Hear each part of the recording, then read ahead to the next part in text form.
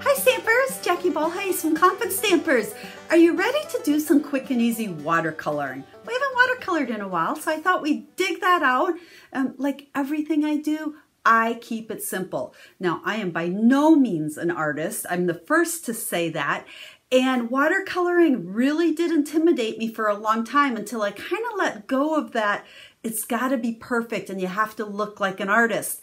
You know, the beauty of watercoloring a stamped image is the artwork has been done for you, especially when you take a stamp that's very detailed. Do a little, I call it sloppy watercoloring on it, and it looks beautiful. So that's what we're gonna do today. So let's go ahead and flip the camera down and let's get started. So I have lots of little watercoloring tips for you today. And like I said, this is Jackie's simple watercoloring. It's not gonna win you any art contests, but I think you're gonna dazzle your friends and family with what you can do. Now, before we get into our card, just a quick reminder, if you don't have a Stampin' Up! Demonstrator, I would love to be yours. Hop on over to my website. You can sign up for my newsletter there. I send out free tutorials all the time. And if you need a Stampin' Up! Catalog, you can click on a link on there as well to request a free catalog. I'd love to send you one. Now, remember, I come to you 3 times a week with simple stamping videos. Nothing I do is hard. Sometimes it might just take a little bit more time. So, like I said, today we're talking about watercoloring. It's my favorite way to color, to be honest, because I don't have to be perfect. I don't have to stay in the lines, and I like to just kind of call it a sloppy watercoloring. So let's just go ahead and start by taking a look at the card.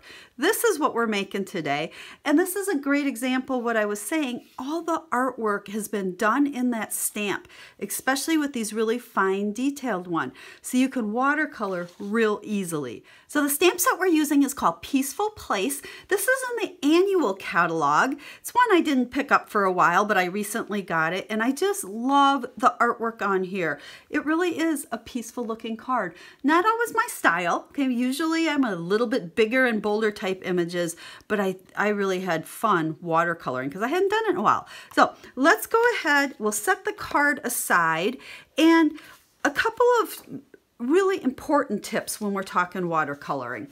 First off, you need to either use watercolor paper or the shimmery white. A regular whisper white will not work well with water. You need something that has like a coating on it so that water doesn't, like, you know, your paper doesn't all fuzz up and kind of get destroyed. I prefer the shimmery white because I like how it's nice and smooth. Watercolor paper, you know, has little bumps and stuff in it, and especially with a really detailed stamp, it's a little harder to get that nice crisp image. And that was pretty important with this stamp because of all that detail. Now, you also need to make sure that you are stamping with an ink pad that will not bleed and run when you add water to it. It needs to be waterproof. So there's really a couple of choices. Now, the Archival Black, this is the older black that Stampin' Up! Used to sell. I'm sorry, but we do not sell it anymore. But I know a lot of you have it, so I'm not really afraid to talk about it. But it has to say Archival on it.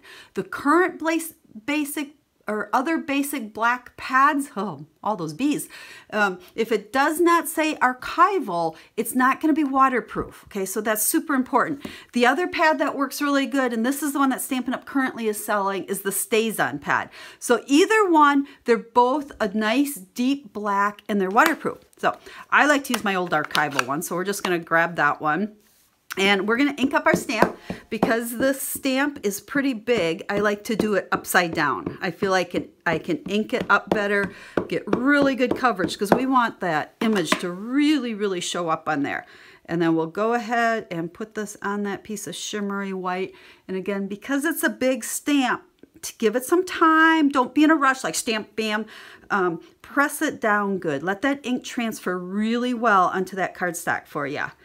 There we go. Now, we're going to make sure that it dries. Let's just give it a couple of seconds. And while we're doing that, we're going to talk about what we're going to use for our color. One of my favorite, probably really the only way I watercolor is just using the ink off my ink pads. Now, the easiest way to do that is to just take your ink pad. Now, This is the new style right here. With these new ones, it's a little harder to squeeze it than with the old ones. Let's see, let's grab the black here. This is the old style. And these were a little bit easier to actually squeeze and get ink on the side. These I found I don't pick up a lot, but the best way to do it, flip it over and then use the heel of your hand and just give some good pressure on there. That's enough to get some ink up on the case. As long as we're talking about new style pads, a little pad tip for you, because I know some people have been struggling with opening these pads because it's kind of completely different. But one tip I recently learned and has helped me, they're designed to open like a compact. Let's see. There we go. So open just like that is kind of how they're designed to open. But someone showed me a tip where if you hold it like you're reading it and you take both of your thumbs right up here at the top and you press hard there, look at how it popped it open. So that might be an easier way for you to do that.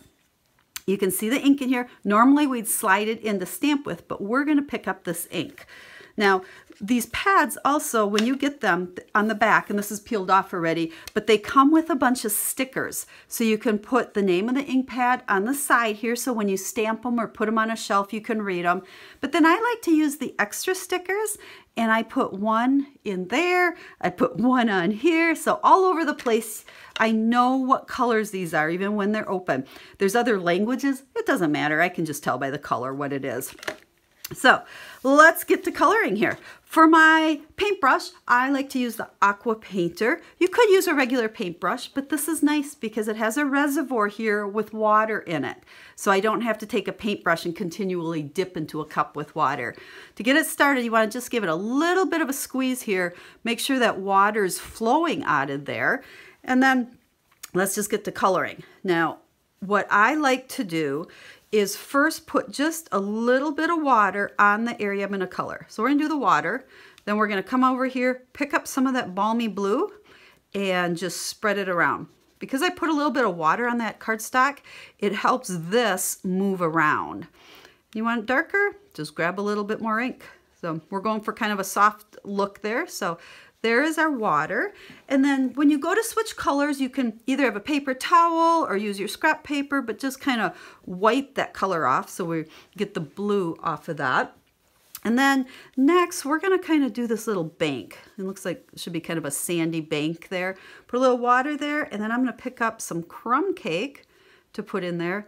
And again, this is why I say sloppy watercoloring. I'm not worrying about staying in the lines. Okay, we just want to kind of slop it on there. And I know some of you guys are probably awesome colors, and this drives you absolutely crazy, but it's Jackie's quick and easy way to color. Okay, we got a lot of pine trees here. We'll put a little water on them. And I thought, shaded spruce seems to be the appropriate color to use here. So we're gonna just keep picking up some of that ink off the lid of that shaded spruce pad. Again, if you want a little bit more, just kind of keep going over it. You know, this paper takes the water pretty good. It'll, you can see it's kind of buckling just a little bit, but it'll flatten out when it dries. And you know, when you adhere this layer down. So there's our pine trees. Let's just get a little bit more over here. Then, I don't know what kind of tree this is, but it has leaves, and I figured let's do this one in a different color. So we're gonna go for Granny Apple Green. So let's just put a little water down on there, and let's start picking up some of that Granny Apple. Remember, you can give your Aqua Painter a little bit more of a squeeze if you need a little bit more water. Okay. Now remember, quick and easy. This shouldn't take you all day to watercolor, okay? So if it did, I wouldn't be making it. So there's that tree. And then I just really kind of played with a whole bunch of greens. I decided let's bring in the garden green as well, because we've got all of this grass and kind of hillside here and over there. All the different greens I thought really went well together. And there we go. Remember, give that Aqua Painter just a little bit squeeze if you need more water to help move some of that ink around. We'll get that a little bit darker in there. Okay, there is that. And then I grabbed, like I said, I just have a ton of colors sitting here. So we'll go ahead and we'll take soft suede. And this time I'm not putting water down first because I got a pretty small area there. but I want to put the soft suede just a little bit in this tree. Okay, and some of that. And again, I'm not real particular. I'm not worrying about completely being in the lines. And then, I mean, if you want to, you can put a little bit out here in those trees.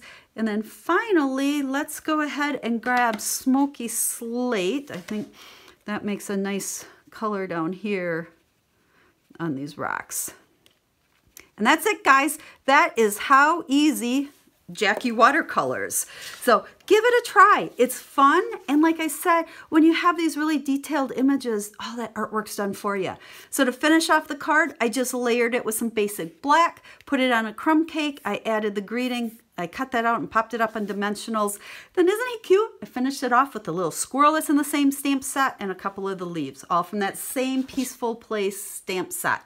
So I will make sure that down in the description of this video is a link that will take you over to the blog that will give you a list of all the supplies, all the colors I used, as well as all the cutting dimensions so that you can make this card also. Don't forget, if you need a Stampin' Up! Demonstrator and you'd like to place an order, right over there on the blog or in the description of the video, there's a link to take you to the store to place your order.